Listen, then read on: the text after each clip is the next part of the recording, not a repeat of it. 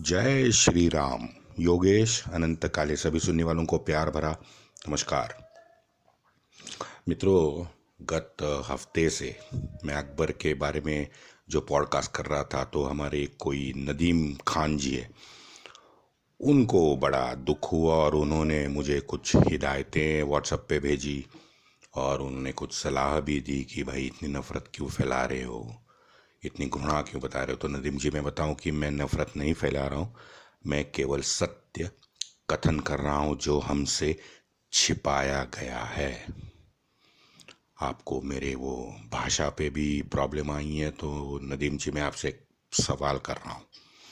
मेरा प्रश्न ये है कि हरम में अगर पैदा होने वाला बच्चा है, जैसे मुगल सम्राटों के जो शहजादे थे, अब मुराद का उदाहरण ले लिए, मुराद हरम में पैदा हुआ, तो आप मुराद को क्या कहोगे? हरामी तो कहोगे। तो बस ये कौन सी गाली हो गई? हरम में पैदा होने वाला हरामी। तो इसमें मुझे नहीं लगता कि मैंने कुछ गाली दी है। हाँ, कोई अगर आहत इससे भी हो रहा है तो भाई उसके लिए मैं कुछ नहीं कर सकता। मैं हरम में पैदा होने वाले को हरामी ही कहूँगा। अब हरम से आपको अगर नफरत है तो जहाँ जिसने हरम प्रथा शुरू की ना, उसको जाके गाली दो। मुझे गाली देने की जरूरत नहीं, मुझे कुछ सुझाव या बताने की, मुझे ज्ञान देने की जरूरत नहीं है। नदीम जी, जिन्होंने हरम प्रथा शुरू की है ना, उन नालायकों को आप गाली दो।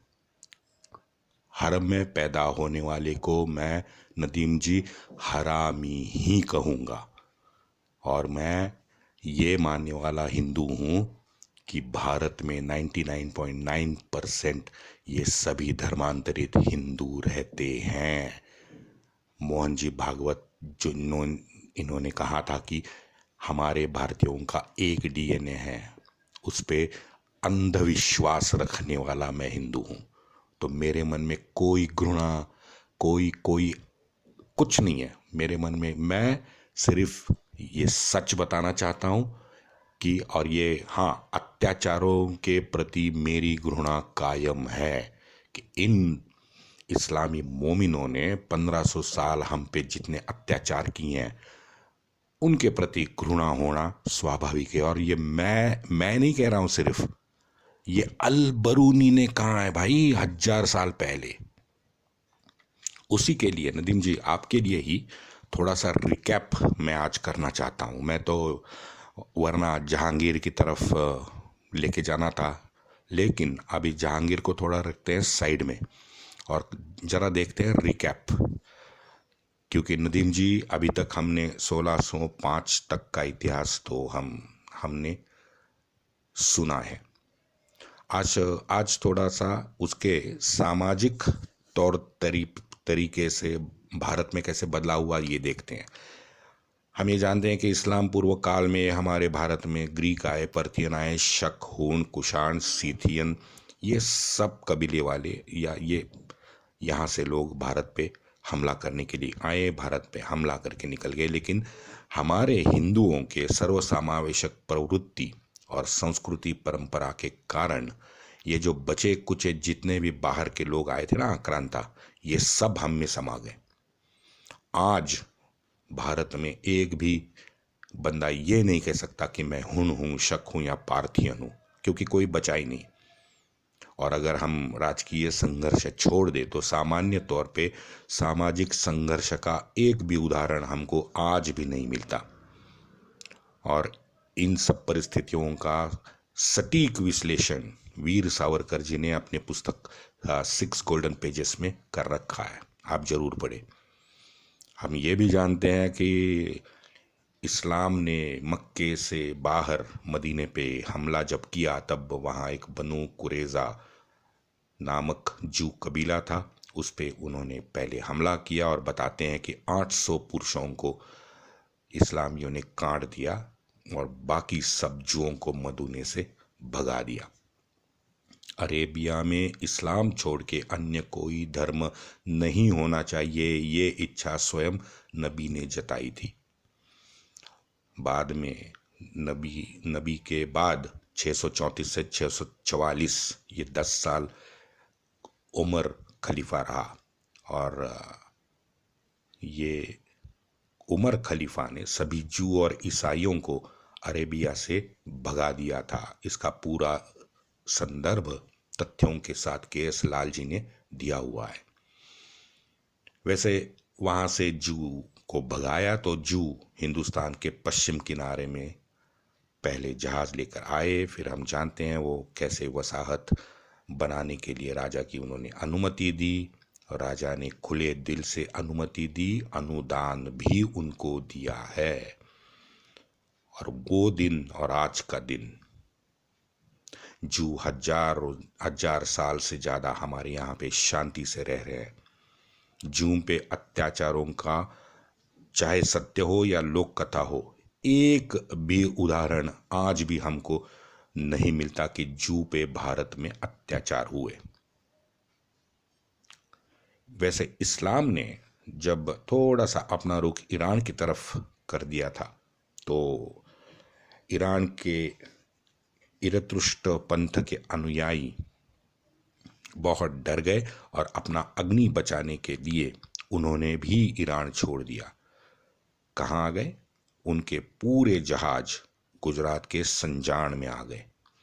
वहां उन्हें राजा ने खुले दिल से आश्रय दिया।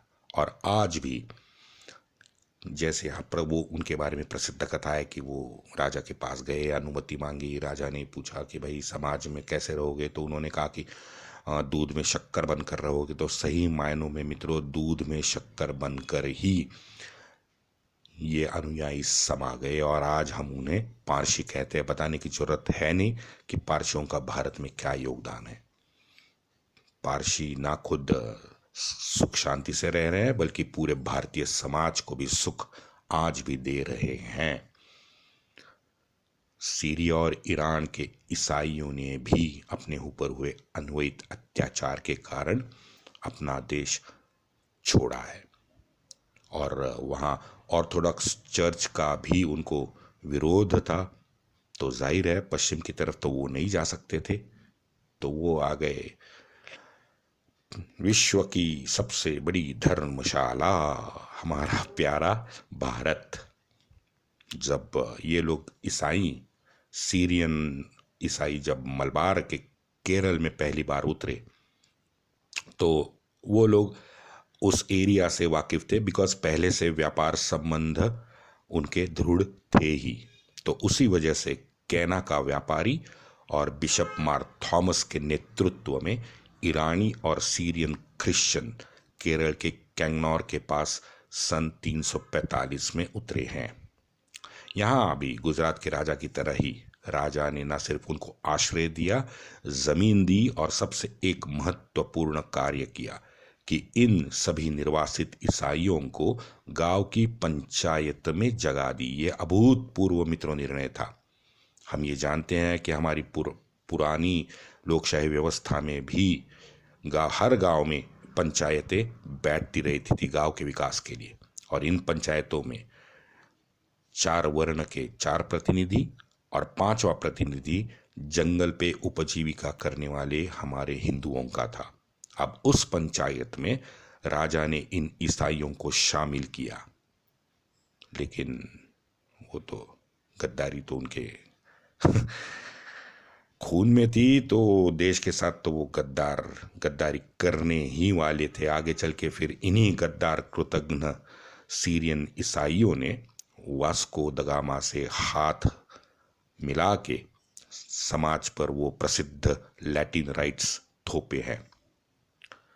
अब कई जगह हमें ये संदर्भ मिलता है कि प्रथम शताब्दी में सेंट थॉमस हिंदुस्तान आया, लेकिन मैं आपको मित्रों बता दूं कि नई खोज ये बताती है कि थॉमस तो कभी प्रशिया के पार आया ही नहीं। ये सर्वश्रुत है कि व्यापारी संबंध के कारण दक्षिण हिंदुस्तान में अरबों का आना जाना लगा रहता था। ओमान के मस्कत से ये सारे अरबी व्यापारी जहाज लेके चलते थे। और ये व्यापारी जब इस्लाम के अनुयायी बने तो यहाँ के राजाओं ने उन्हें भारत में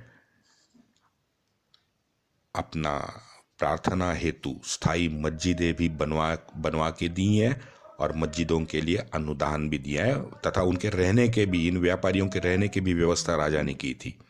और इसका सबसे बड़ा प्रमाण आज भी मिलता है कोची में। कोची में मेरे ख्याल से शायद ये विश्व की दूसरी मस्जिद है जो आज भी वहाँ इबादत होती है। सभी इस्लामियों को भारत में अपनी धार्मिक आज़ादी की खुली छूट मिली थी, चाहे चालुक्य हो, चाहे राष्ट्रकूट हो, कोई भी राजा या भारतीय प्रजा ने कभी भी इन इस्लामियों को उपद्रव या उन पे अत्याचार नहीं किया है। वैसे 12वीं शताब्दी तक ना धर्मांतरण का उदाहरण मिलता है, ना अरबी भाषा थोपने का संदर्भ मिलता है। इनफैक्ट 12वीं शताब्दी का एक घुमक्कड़ अल इद्रीसी लिखता है कि हिंदुस्तानी लोग स्वभाव से नैसर्गिक रूप से न्यायी हैं, वो सहज है, खुशहाल है, बड़े प्रामाणिक है और अपने काम के प्रति बड़े निष्ठावान हैं। आज विश्व के सभी बाजू से इनके पास लोग आते रहे हैं और वो भी सुख चैन की जिंदगी बिता रहे हैं। और यही कारण है शायद कि इन देशों में पैसों की नदी बह रही है।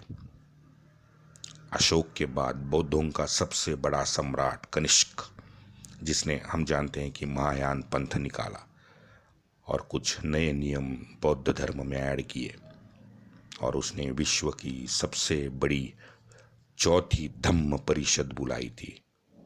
और ये भी प्रमाण है कि इस परिषद में यीशु स्वतः आया था। जीसस लिव्स इन इंडिया में होल्गर कर्स्टन ने कई जगह इसके प्रामाणिक प्रमाण दे रखे हैं। आप जरूर पढ़े उस पुस्तक को। पुस्तक का नाम है जीसस लिव्स इन इंडिया। बहुत सुंदर पुस्तक है। तो ये कनिष्क असल में मित्रों ये अपना खाना बदोश तुर्क कबीले का ही था, जिसकी राजधानी पुरुषपुर थी, जो आज का पेशावर है। इस कनिष्क ने भी अपने सिक्कों पर ग्रीक, पारसी, बौद्ध तथा हिंदू देव देवताओं के चित्र चिन्हित कर रखे हैं। धार्मिक उन्माद, कट्टरता कहीं नहीं दिखती मित्रों। लेकिन जैसे जैसे 7वीं शताब्दी में उत्तर से ये कट्टरता, धर्मांधता और इनको बढ़ावा देने वाली अरबी सत्ता लूट के मनीषा से यहाँ आए तो सामाजिक तनाव बढ़ने लगा तथा एक तरफा अत्याचारों को इन अरबियों ने, इस्लामियों ने बढ़ावा दिया है। इस्लाम पूर्व आए सभी लोग समूह में आए या तथा पर्सनल तौर पे आए, वो लोग और मोहम्मद कासिम जैसे लोगों में एक मूलभूत फर्क हमें समझना पड़ेगा कि इस्लाम का प्रचार कुफ्र, काफिर जैसे तत्वों को आधारशिला मान के उसने अमल जब शुरू किया तो ये स्पष्ट था कि पूरे संसार में इस्लामी संस्कृति और अन्य संस्कृति का मनोमिलन असंभव है। तुर्क तो शेर है और ये हिंदू हिरन है। तुर्कों के लिए भारत का अस्तित्व है। तुर्कों को अधिकार है कि जब चाहे वो हिंदू पर आक्रमण करे, उसे मौत दे दे, उसे बेचे या उसे लूटे। मित्रों ये महान शब्द है हमारे प्यारे सेक्युलर भांडों का आंख का तारा महान कवि अमीर खुसरो के। और इसको ये अमीर खुसरो को ये हमारे भांड सेक्युलर गंगा जमुना तहजीब का प्रणेता मानते हैं। प्रणेता, वाह उसके विचार देखो। इस्लामियों द्वारा उम्मियत की स्थापना ये एकमेव उद्दिष्ट रहा है, आज भी है। सभी सुल्तान कौन थे? अमीरुल मोमिन। उनकी फौज कौन थी? लश्कर-ए इस्लाम। और उनका हर सिपाही कौन था? अहल ए जिहाद। क्या बात है! हिंदू काफिर तो मोमिनों की शिकार की जगह है। ये अलाउद्दीन का प्यारा काजी मुघीलुद्दीन उसने कहा है। आगे वो मुघीलुद्दीन लिखता है कि अगर मोमिन शासक अधिकारी ने हिंदू से चांदी मांगी तो काफिर को सोना देना पड़ेगा। अरे बाप रे! अगर वो थूकना चाहे तो काफिर ने अपना मुंह ज्यादा खोलना पड़ेगा। जे सरकार ने अपनी पुस्तक में इसके पूरे प्रमाण दिए हैं। ये सोच थी काजी की। और अलाउद्दीन ने तो कबूला ही है कि बिना शरिया जाने मैंने सिर्फ और सिर्फ हिंदू का अपमान और उनको गरीब बनाने की कसम ले रखी है। हर हिंदू के पास उतना ही रखो जितना जिससे वो जीवित रहे। मित्रों, हिंदुओं के खाते में इस 1400 साल क्या आया? कत्लेआम आया, गुलामी आई, जबरन धर्मांतरण आया, जिजिया आया, दरिद्रता आ गई, गौ माता माता भगिनियों की प्रताड़ना आ गई, उनके मंदिरों को विध्वंस कर दिया गया। सभी हिंदू मान बिंदुओं का लगातार अपमान आज भी होता रहा है। आज भी कोई अलग नहीं है। आज भी कोई आफताब उठता है, श्रद्धा को काटता है और श्रद्धा को काटने के बाद 72 हूरों के स्वप्न देखने लगता है। 250 बहनों का बलात्कार करके ये अपना चिश्ती खानदान का सपूत अजमेर का फिरोज न्यायालय में बीमार पागल साबित हो जाता है और वो आज भी अय्याशी में डूबा हुआ होता है। याद करो वो अमीर खुसरो के वाक्य, भोलेनाथ की पिंडी पे ये वजू क्यों करते हैं? कभी सोचा है आपने? बिंदी लगाने से इतनी चिढ़ क्यों है भाई? तेरा दिन तेरे पास, मेरा दिन मेरे पास। अरे बाप रे! अब इस वाक्य जैसे सड़क छाप बाजारू शब्द हमें सत्य क्यों लगते हैं, जबकि कुरान में काफिरों से दोस्ती करना नाजायज करार दे दिया गया है। हर गैर इस्लामियों को स्पष्ट आदेश है कि भाई तेरे पास 3 ऑप्शन है। 1, दीन की दावत कबूल करो। 2, मरो। या 3, जिजिया दे दो। कितनी बार हमने पढ़ा है ना? तो ये तेरा दिन तेरे पास, मेरे दिन मेरे पास की बकवास क्यों है भाई? इस्लाम अनुसार मूर्ति पूजक तो जू और ईसाइयों से भी बदतर है। मित्रों, एक इराक का शिया मुल्ला था, नाम था अल सिस्तानी। अल सिस्तानी कहता है कि ये 10 चीजें नाजिस है इस्लामियों के लिए। क्या है वो 10 चीजें?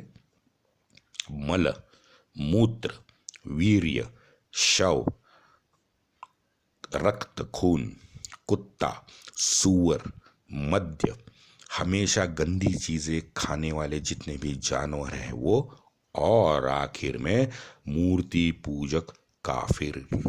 अल सिस्तानी कहता है ये 10 चीजें क्या है? नाजीज है। हमारे एक कश्मीर के सभी जितने भी धर्मांतरित मोमिन है ना, उनका बहुत एक प्यारा सूफी है, उसका नाम है सैयद अली हमदनी। ये सैयद अली हमदनी, मैंने वैसे कश्मीर नामा में इसकी पूरी डिटेल दी हुई है। यहीं बता दूं कि ये 14वीं शताब्दी में 1314 में पैदा हुआ और 1385 में मरा। हमारे धर्मांतरित कश्मीरियों को बड़ा प्यार है भाई इसके वजह। आज भी इसका वो प्रसिद्ध श्रीनगर में दरगाह है। दरगाह है तो जाहिर है आप समझ गए होंगे कि ये काली माता के प्रसिद्ध भव्य मंदिर को तोड़ के बनाया गया है। इसके प्रमाण आज भी वहाँ मौजूद है। ये कोई सुनाई गई कहानी नहीं है। तो इस सूफी भांड ने 14वीं शताब्दी में हिंदू काफिर पे 20 शर्तें रखी थी उसमें से एक शर्त ये थी कि जिम्मी ने हमारे मोमिनों जैसा परिवेश धारण नहीं करना चाहिए। और ये बिल्कुल वैसा था जैसे दमस्कस में ईसाइयों पर उमर खलीफा ने थोपा था। वो उमर खलीफा का प्रसिद्ध कॉवेनेंट ऑफ उमर है ना, उसमें ये लिखा है कि मूर्ति पूजकों के बिल्कुल विरुद्ध बर्ताव करो, मूछें निकालो, दाढ़ी बढ़ाओ। हमारे अरुण शौरी जी ने द वर्ल्ड ऑफ फतवाज में ये स्पष्ट लिखा है। ये छोड़ो, इससे बहुत सारी ज़्यादा बकवास औरंगिया ने पता नहीं 100-200 कितने साले मुल्ला मौलवी एक साथ जमा किए थे, और वहाँ सब लोगों ने मिलके वो औरंगिया के लिए फतवा आलमगिरी लिखी। उसमें तो इतने बकवास, इतने घटिया घटिया दिए हैं कि आप पढ़ के आपको पता ही नहीं चलेगा कि आप रोऊं या हंसूं। इतनी बकवास वहाँ है। हमारे जयपुर डायलॉग एक यूट्यूब चैनल है, उसके संजय जी दीक्षित है, उन्होंने महान कार्य किया है कि इन फतवाए आलमगिरी को, जो हिंदी में था ही नहीं, बंगाली में था, हिंदी में नहीं था, आप देखो, उन्होंने महत् कार्य करके कष्ट उठा के ये फतवाए आलमगिरी हिंदी में लाए हैं। उनके साइट पे अगर आपको वो पढ़ना है तो उनके साइट पे आप जाएं, उनके जयपुर डायलॉग के वो पुस्तक उपलब्ध है, वहाँ से आप फ्री डाउनलोड कर सकते हो, कोई पैसा आपको देना नहीं है, आप फ्री डाउनलोड करो। जयपुर डायलॉग संजय दीक्षित, फतवाए आलमगिरी हिंदी में। इवन मांस खाने की जो तरीका है, और रजस्वला जो महिला होती है, वो ये रजस्वला महिला से जो बर्ताव है, वो बर्ताव करने का भी फरमान इन लोगों ने दिया है। अब बताओ। और ये टीवी पे जो भोंकते हैं ना इस्लामियों को कि भाई इस्लामी घेटो करके इस्लामियों को रहना पड़ता है, वास्तव में भाई खलीफा उमर के ज़माने से ही खलीफा उमर ने ये फरमान दिया था कि काफिर के पास मोमिनों ने अपना घर नहीं बनाना चाहिए। तो अगर ये फरमान है तो ये अभी आप जो घेटो घेटो घेटो का नाटक करते हैं, ये क्यों है? ये आपको नहीं करना चाहिए, बिकॉज घेटो का उमर खलीफा का फरमान है, नंबर 1। तो अगर आप गरीबी है, आपकी शिक्षा में कमी है, तो इसके लिए कौन जिम्मेदार है? हिंदू जिम्मेदार है, आप खुद जिम्मेदार हो, क्योंकि आप वो फरमान लेके आज भी चल रहे हो। अल बरूनी, जैसे मैंने पहले कहा था, अल बरूनी ने अपनी पुस्तक में लिखा है, वो फ्री अवेलेबल है, अल बरूनी की पूरी किताबें, अल बरूनी को पढ़ो। अल बरूनी बताता है कि जब इस्लामियों ने हिंदुओं का दमन शुरू किया तो हिंदुओं को उनके प्रति, म्हणजे इस्लामियों के प्रति जो नफरत है, वो नफरत पालना स्वाभाविक था। मोहम्मद गजनवी ने हिंदू देश में पूरी बर्बादी की, अब उन हिंदू देश में पूरी उनकी संपन्नता छीन ली, उनका चैन, सुख, शांति सबका नाश किया। और यही कारण है कि हिंदुओं की उनकी देश में धूल की तरह हिंदू बिखरे पड़े, जिसके पास सिर्फ बचा है पुरानी कहानियां। ऐसे आश्चर्यकारक दमन कृत्य महमूद ने किए हैं, और इससे ही नफरत और घृणा पनपने लगी है, जो आज भी है। मैं ये अलबरूनी लिख रहा है कि तभी आज भी है, अलबरूनी लिख रहा है, हम इस्लामियों ने जीते हुए प्रदेश से मुझे कोई हिंदू के शास्त्र पढ़ने नहीं मिले, सभी शास्त्र दूर दराज वाराणसी कश्मीर भेज दिए गए हैं, जहां उन्हें शायद संरक्षण मिल रहा है। मित्रों, ये है कुछ उदाहरण हमारे सभ्य समाज को दूषित करने का इतिहास की वो झलकियां, जिस झलकियों से आज भी हम सुलझ रहे हैं, क्या कहते हैं हिंदी में, झुलझे हुए हैं। वंदे मातरम।